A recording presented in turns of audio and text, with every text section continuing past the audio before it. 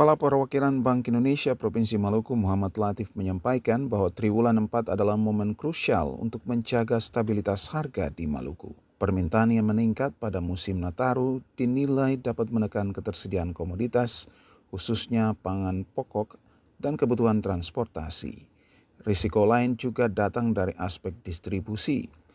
Wilayah Kepulauan Maluku sangat dipengaruhi kondisi cuaca sehingga gelombang tinggi dan angin muson berdampak pada arus pasukan ke berbagai daerah. Kondisi ini dianggap sebagai tantangan utama dalam menjaga stabilitas harga. Sejumlah langkah antisipatif telah disiapkan meliputi operasi pasar, pasar murah, optimalisasi cadangan pangan, dan pengawasan terhadap pasokan di pasar. Di sisi lain, pergerakan harga emas dan tarif angkutan udara juga dipantau sebagai pemicu potensial tekanan inflasi. Meski berbagai risiko tersebut terus diperhatikan, kondisi pasokan ikan tangkap dan produktivitas hortikultura yang masih stabil memberikan optimisme bahwa tekanan inflasi di Maluku dapat terkendali hingga akhir tahun. BI kerjasama dengan Dinas Ketahanan Pangan untuk mengadakan gerakan pasar murah.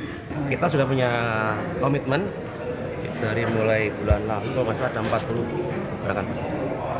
Kita memang sangat concern dengan pengendalian inflasi, sehingga makanya walaupun mereka jauh-jauh di berbagai pulau, kita datangkan ke sini, ketemu langsung dan kita bisa berinteraksi, berkomunikasi, karena salah satu kunci utamanya adalah komunikasi yang efektif.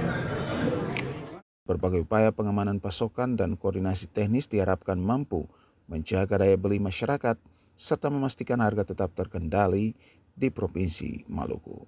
Melki Latus Saule dan Wahid melaporkan.